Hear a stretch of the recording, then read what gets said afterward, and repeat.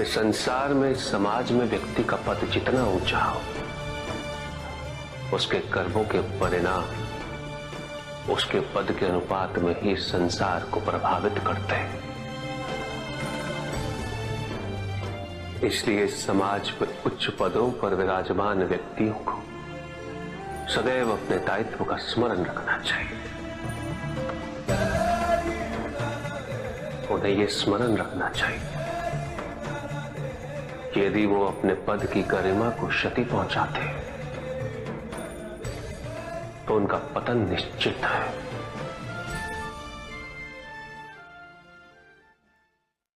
एक संबंध की सफलता वो है जब शब्दों की आवश्यकता ही समाप्त हो जाए,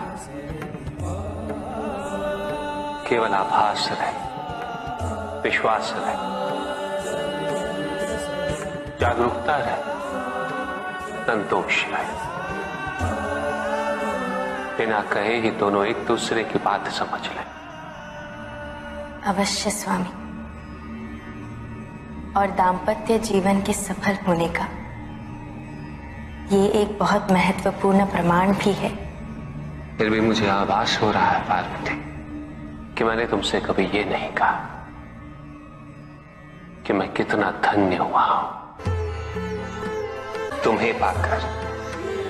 मैंने कभी तुम्हारे प्रति आभार व्यक्त नहीं किया स्पष्ट शब्दों में। ये आप क्या कह रहे हैं स्वामी? वही जिसका आभास मुझे प्रतिपल प्रतिदिन रहा है,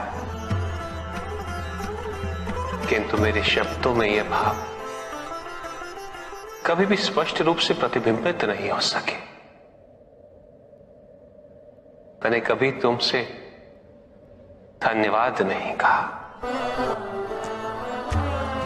जबकि मुझे निरंतर इस बात का बोध होता रहा कि मेरी ये यात्रा तो तुम्हारे बिना संभव ही नहीं होती। एक वैरागी जिसे तुमने गृहस्थ जीवन के सुख से परिचित कराया, अपने सानिध्य से परिपूर्ण किया,